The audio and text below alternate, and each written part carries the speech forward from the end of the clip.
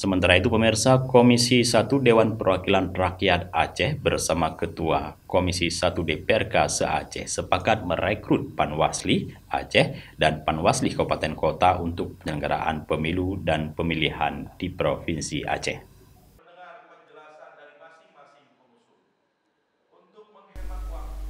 Hal tersebut dikemukakan dalam rapat koordinasi terkait dengan pembentukan panitia pengawas pemilih Aceh yang digelar di Gedung Utama DPRA Kamis 30 Maret 2023. Ketua Komisi 1 DPRA Iskandar Usman Al-Farlaki mengatakan, rakor ini dilaksanakan bertujuan ingin menyamakan persepsi antara Komisi 1 DPRA dengan DPRK se-Aceh dalam rangka rekrutmen Panwasli.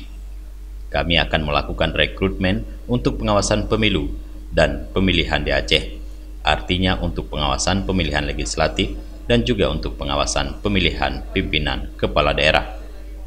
Al-Farlaki menyampaikan hal ini dilakukan semata-mata untuk menyelamatkan dan menjalankan kekhususan Aceh sebagai amanah konstitusi yang sudah diberikan kewenangan berdasarkan Undang-Undang Nomor 11 Tahun 2006 dan juga putusan Mahkamah Konstitusi. Kabupaten Kota juga sepakat dengan apa yang sudah DPRA lakukan dan dalam waktu dekat juga akan membuka proses rekrutmen Panwasli Aceh ini.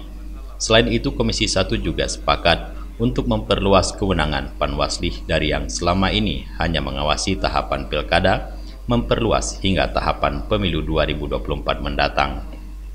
Keputusan tersebut ditetapkan dalam berita acara nomor 042/Bakom 2003 yang ditandatangani bersama oleh Ketua Komisi 1 DPRA dan Ketua Komisi 1 DPRK se-Aceh. Kemudian mereka juga sepakat untuk melaporkan Bawaslu RI ke Dewan Kehormatan Penyelenggaraan Pemilu DKPP atas tindakannya merekrut Panwasli Bawaslu Aceh yang merupakan di luar kewenangan mereka berdasarkan putusan MK dan Undang-Undang Pemerintah Aceh UU-PA. Menyangkut dengan apa yang sudah dilakukan oleh pihak Bawaslu RI yang sedang merekrut anggota Panwasli Aceh.